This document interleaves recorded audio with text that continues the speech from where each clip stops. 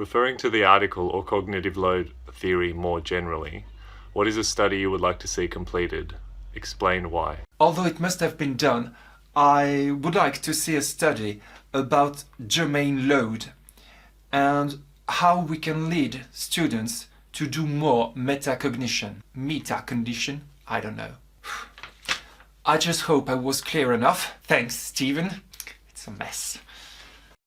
I'd really like to look more into how to use cognitive load principles to develop really quality long-term programs, looking at embedding retrieval practices and developing schema in a systematic way to see if that would have an impact on long-term learning. I'd really like to read more around that. I think the connection between cognitive load principles and then that retrieval practice and how to do that effectively and in an engaging way for students is a really exciting thing to be looking into, and I can see some real potential for powerful impact.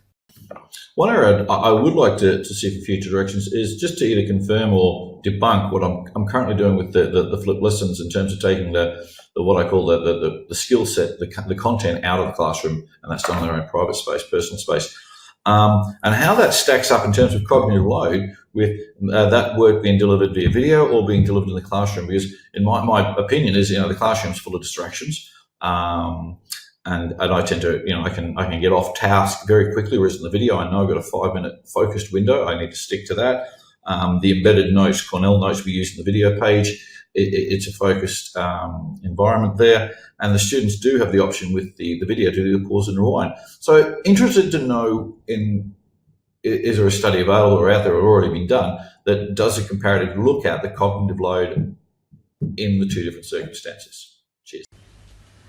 Knowing that cognitive load theory instruction for novices can actually be to the detriment of the experts in your classroom, I'd like to see that explored further as a study. How may one classroom teacher with one group of students make sure that they are applying principles of cognitive load theory that maximise learning for both novices and experts at the same time? Really glad you brought this topic up, because under the line that says cognitive load that is germane for a novice, for instance, may become extraneous for an expert, completely lost me. I need a little bit more context around that and a little bit more probably real world example there. So I'd really like to hear your thoughts on that. An area I would like to see pursued is the reduction of extraneous load, in particular redundancy, and how that would explicitly look in my classroom, because I mentioned in a previous response it's an area of weakness and something I'd like to improve on. Right, well, the study I would like to see is basically not that too dissimilar to what Steve's already said, but mine would be just a little bit more focused on the individual space. I think there's still a lot of refinement and tweaking we can make there. Let's say I make 4 different videos with the same content, one with me in the sort of bottom edge of the screen, one with me talking full screen now, maybe with some text beside it, one with me using a whiteboard, green screen, kind of a whole different range of opportunities and possibilities are open to us. Which one of those is best for learning? That's something that seems to be unconsidered, without consideration, I guess. There's only a small number of people doing flipped learning or making instructional video as a baseline. So I think there's a real area of improvement to us to improve and tweak those areas. I'm not sure if it's completely relevant, but again, being a maths teacher, we do a lot of skill drill, or you try and use that a bit, but I would really like to see how that links in with cognitive load in terms of long-term processing. Is it helpful? Is it not helpful? I imagine it lowers cognitive load sort of at the time, but I'm not sure how long that will last for. So I guess that's sort of where I would like to tie that in.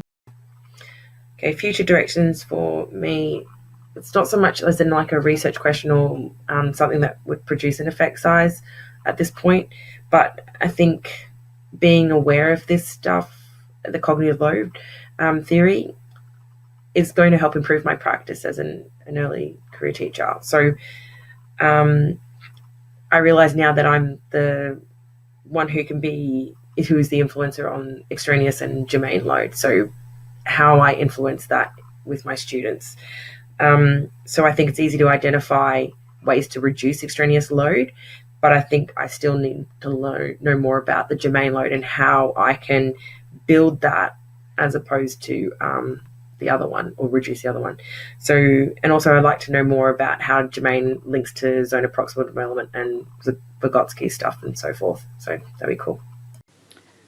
So I understand that every person has a particular cognitive ability, but a person's cognitive ability is also really impacted by all sorts of factors like stress, hormones, not having had breakfast, being tired, time of day, teacher, subject, all those type of things. So I'm wondering about the interplay between cognitive load theory and emotional states. Okay, so the final prompt, what would I like to see further study on? Purely selfish reasons, I'd really like to see CLT being used with children with executive functioning disorders. I have a complex child at home with ASD, ADHD, so I'd really like to see how cognitive load theory could help improve learning for children with complex learning needs. Also, another selfish reason is EAL students. I'd really like to see cognitive load theory with EAL students. I'm seeing more and more EAL students take VCE biology, which has been usually a no-go zone for EAL students. However, we're starting to see large numbers come through, and I would really like to see how using cognitive load theory improves the learning outcomes for those students. I'd like to find out how other factors impact on a person's ability to process information. You know, are there social factors? Are there cultural factors? Are there emotional factors that impact the way that we receive information, and how that aligns or with cognitive load theory? I think for me here, what I would like to see study-wise would be to look at the role of technology and cognitive load. So how the technology, the role it plays in, you know, the way the students are accessing information, and therefore is it working effectively in terms of their cognitive load, or is it having a detrimental effect on how they're understanding information? But also sort of probably an extension or a side movement from that would be to look at how we can use technology to have a study on how we can use technology to make it easier for teachers, but also students to develop their understanding, basing it on the idea of cognitive load theory and the ideas behind it and stuff like that. I'd like to know a little bit more about multisensory learning. I feel like the article touched on visual and auditory, but there's also kinesthetic. And if I think to my students and the things that I've done to help reduce their cognitive load, I've added actions and, you know, songs and different things, and that has helped my students. So I guess I would like to know on a wider scale if multisensory learning has helped to reduce cognitive load.